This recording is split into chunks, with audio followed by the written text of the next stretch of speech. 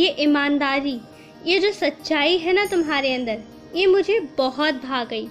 और मैं अच्छे से जानता हूँ कि जो तुम मेरी भक्ति करते हो उसके बदले में तुम मुझसे यही मांगते हो कि साईं तुम हमेशा मेरे साथ है ना, यही मांगते हो ना मुझसे। वो तो मैं हूँ। तुम्हारे प्यार ने मुझे इस कद्र बांध रखा है जिसे तुम जानते नहीं, क्योंकि मुझ पर दोषारोपण करने वाले बहुत से बच्चे हैं। उनके मन की थोड़ी सी बात नहीं होती है तो मुझसे नाराज़ भी होते हैं। मुझे अपशब्द कहने वाले भी बच्चे हैं, मुझे भी पीड़ा पहुंचाने वाले बच्चे हैं, और तकलीफ़ तुम्हारे साईं को भी होती है।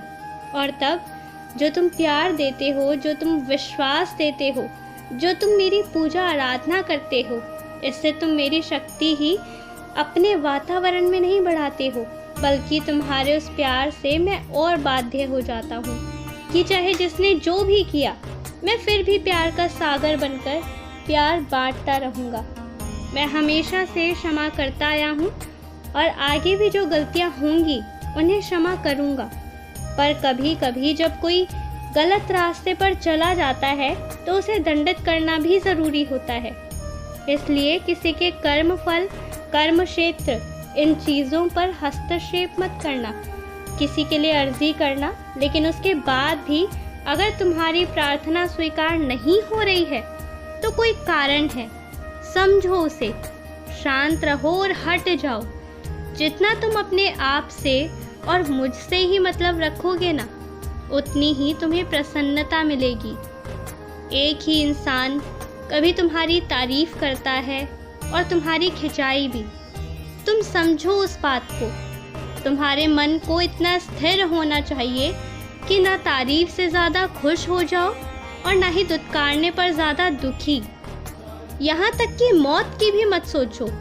अपने मन को इतना स्थिर और शांत बना लो कि चाहे कोई तारीफ करे या बुराई करे, मेरी ओर देखो, मुझ में मन लगाओ, और जो तुम काम करते हो ना, चाहे तुम कुछ भी लिखते हो, कुछ भी पढ़ते हो, कुछ भी कहते हो, वो तुम मेरे लिए करो। अपना काम अपने लिए नहीं, अपने साईं के लिए करो। तुम्हारे हाथों से बहुत सारे अच्छे काम तो हुए हैं, पर अब बहुत बड़े बड़े काम भी होंगे। तुम्हें बहुत ख्याति मिलेगी। अभी तो तुम्हें जितने लोग जानते हैं, परिवार, आसपास वाले, उससे ज़्यादा लोग जानेंगे। तुम अपनी विनम्रता अपने अच्छे काम के लिए जाने जाओगे। और ज़िंदगी में हार कभी मत मानना।